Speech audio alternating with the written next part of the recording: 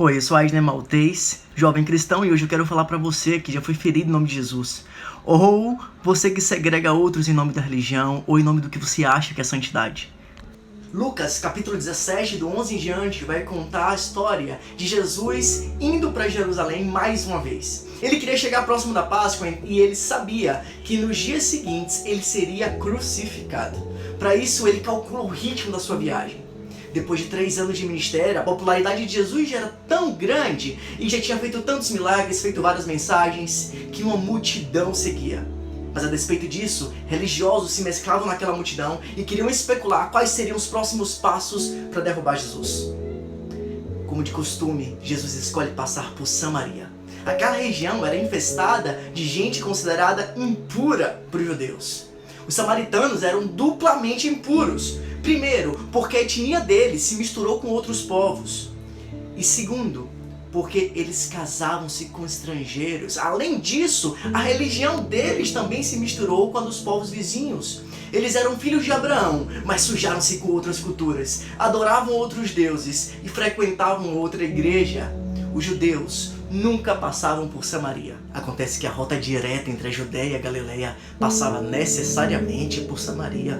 Passar por lá economizava a travessia do Mar da Galileia e mais 20 quilômetros de desvio. Seria um dia mais da caminhada. Mas os judeus preferiam um caminho mais longo, só para evitar o encontro com seus vizinhos impuros. O escritor bíblico ele relatava a todo momento que havia uma multidão seguindo Jesus. Mas aí quando o mestre disse que vai passar por Samaria, como era de costume de Cristo, a multidão some e não mais é mencionada. Supõe-se que eles atravessaram o Mar da Galileia contrariados com a escolha de Jesus de passar na região do povo impuro. É como se Jesus dissesse para nós: olha, você vai precisar fazer uma escolha. Você quer andar comigo? Então você vai precisar passar perto, vai precisar se aproximar, vai precisar interagir, se relacionar e encontrar pessoas que você considera impuras, mas eu não considero. Você vai precisar escolher entre defender sua suposta pureza ou andar comigo. Interessante é que um pouco antes disso, Jesus, quando ainda estava na Galileia, ele se refere diretamente à multidão no versículo que diz: se alguém vem a mim, mas ama seu pai, a sua mãe, a sua irmã ou a si mesmo, esse não pode ser o meu discípulo. Interessante, Jesus disse que tem muita gente que vai até ele, mas não pode ser discípulo dele. Sabe por quê? Porque não está disposto a ir onde ele vai, não está disposto a andar onde ele anda, abraçar quem ele abraça, porque essa gente é seletiva. E quem é seletivo não consegue seguir a Cristo. Quem se agarra à tradição da família, ao ensino dos antigos, à religiosidade, é seletivo. Eles aprenderam que são purinhos, que eles não podem se misturar com os ímpios, eles não podem andar e ser amigo com as pessoas do mundo. Cuidado, filho. Não brinca com ele não. Divide o lanche não. Não pode ser amigo dele. Ele é do mundo. Jesus vai por Samaria e ele encontra no povoado 10 leprosos que vão até ele. O detalhe é que os leprosos eles não podiam entrar nas cidades, nas vilas, nos povoados. Os leprosos não podiam ir no mercado. Eles se alimentavam exclusivamente dos restos que os puros deixavam para eles pelo caminho. As leis permitiam até apedrejamento se um leproso fosse encontrado no convívio comum da sociedade. É um leproso. Para trás. Cubram a boca. Não respirem o ar dele. Não ouse se aproximar de nós. Está tudo bem, João. Tudo bem. Mestre, ele é um leproso. Ele está doente.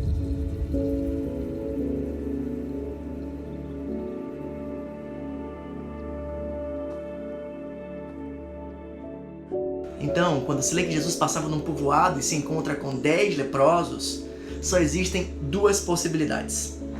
A primeira é que ou eles estavam se arriscando muito a ponto de se alguém os encontrasse, podiam até morrer apedrejados. Ou 2, que é muito mais plausível.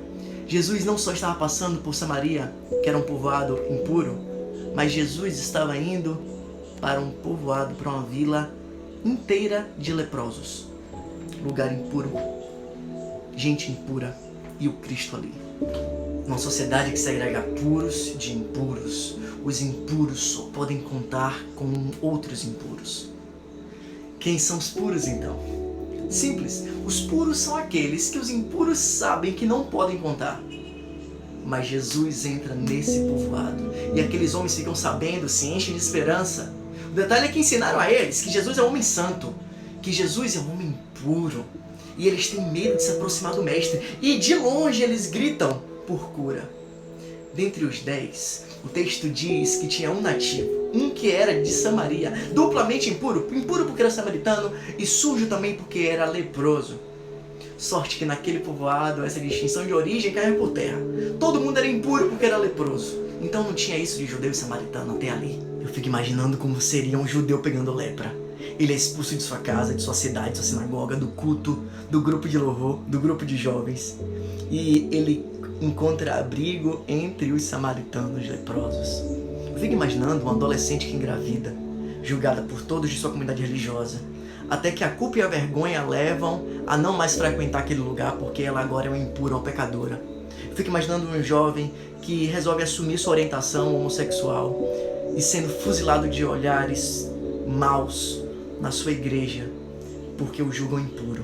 Mas estando os 10 leprosos ali e juntos eles gritaram de longe: Mestre, tem piedade de nós! Gente, pouquíssimas vezes chegaram a Jesus assim. Era um pleito coletivo, era uma exclusão generalizada, uma marginalidade compartilhada. Tem piedade de nós. Geralmente quem ia até Jesus gritava no singular: Jesus, transforma minha vida, tem piedade de mim, muda meu coração, muda a mim, me cura. Mas aqueles leprosos eram nós. E Jesus diz: vou se mostrar para o sacerdote. E olha, entenda aqui outro recorte histórico-cultural. Só havia um motivo para que eles se mostrassem e procurassem um sacerdote, que era para que o sacerdote confirmasse que aquele homem leproso havia sido curado. Eles então iam receber o seu atestado de pureza. Era o sacerdote. Hoje seria um pastor, é o líder religioso, é a própria igreja, segundo o costume. E a essas pessoas cabiam olhar para o outro e dizer: você é impuro, você não pode mais estar entre nós, você precisa sair daqui. Então quando Jesus diz: vão se mostrar os sacerdotes, aqueles 10 homens pensam: nós vamos ser curados.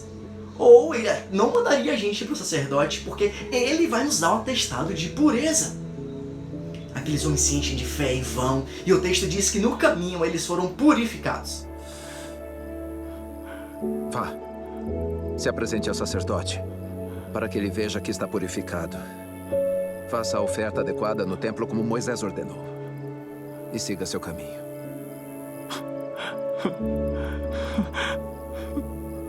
Mas um deles, quando viu que estava curado, voltou. E agora eu preciso quebrar um mito interpretativo.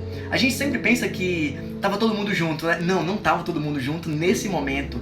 Eles não podiam ir em grupo porque haviam judeus e samaritanos. O templo dos judeus era em Jerusalém e o templo dos samaritanos ficava na cidade de Siquém. Eles tinham até os sacerdotes diferentes para atestar a pureza deles.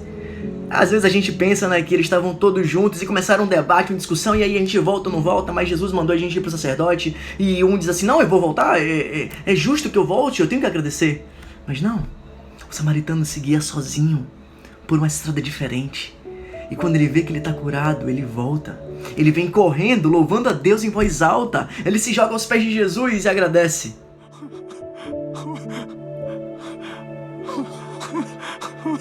Obrigado. Obrigado.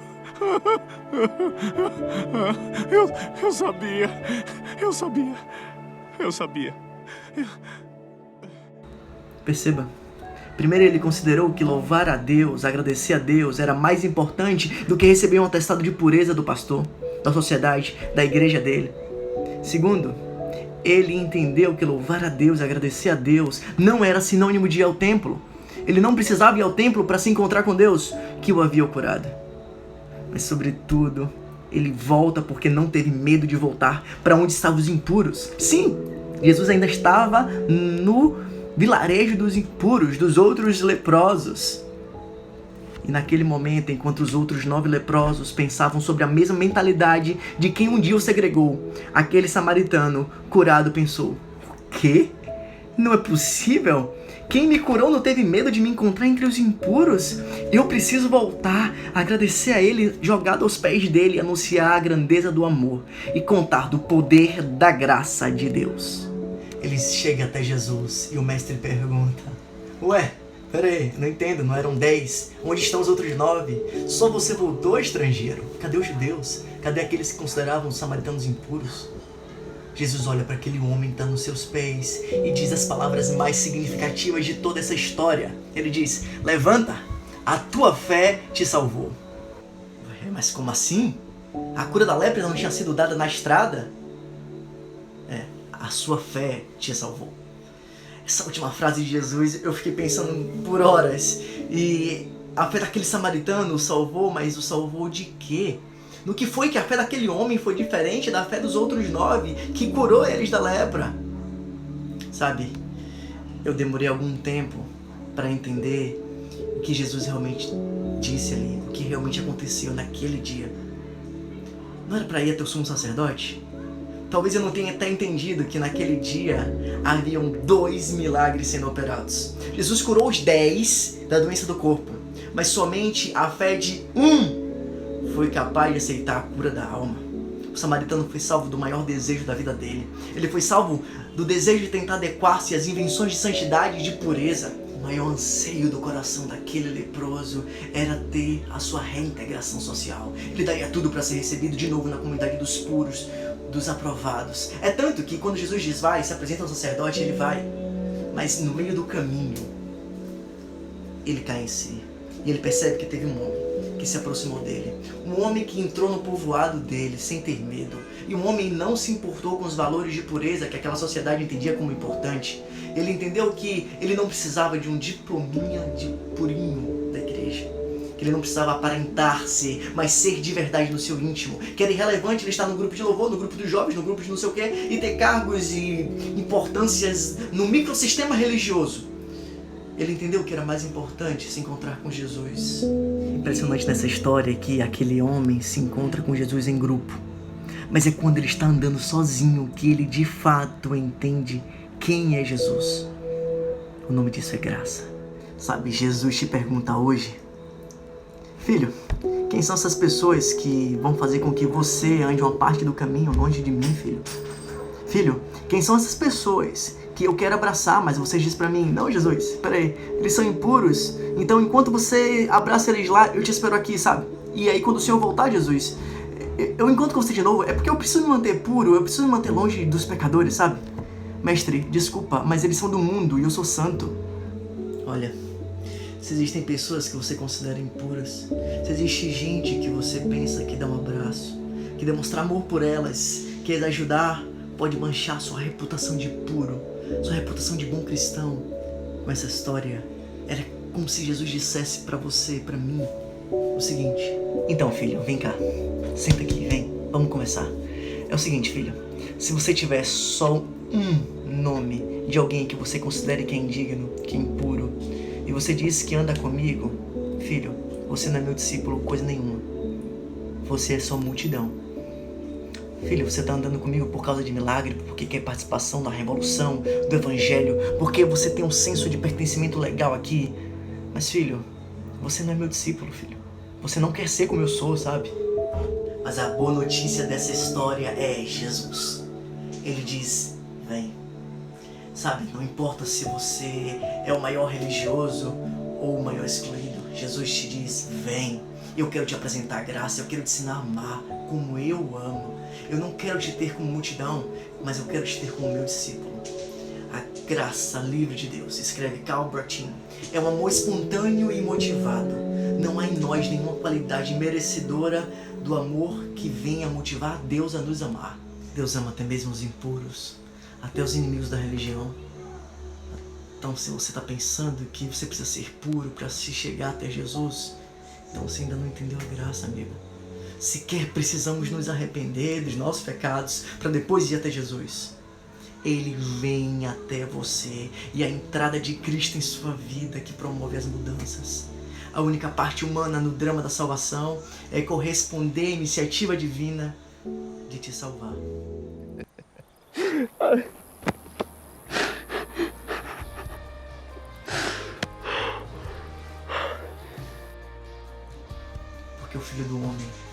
resgatar e salvar aquele que estava perdido. Como pode me amar, Deus, conhecendo o meu pecado, sabendo que eu faço de errado? Como pode me amar assim? Como pode me amar, Deus, sabendo que eu sou falho e que o meu coração já não bate mais como já bateu? Como pode me amar, Deus, sabendo que eu fugiria se a porta estivesse aberta? Como pode me confiar e ainda me pega quando estou caindo e me abraça?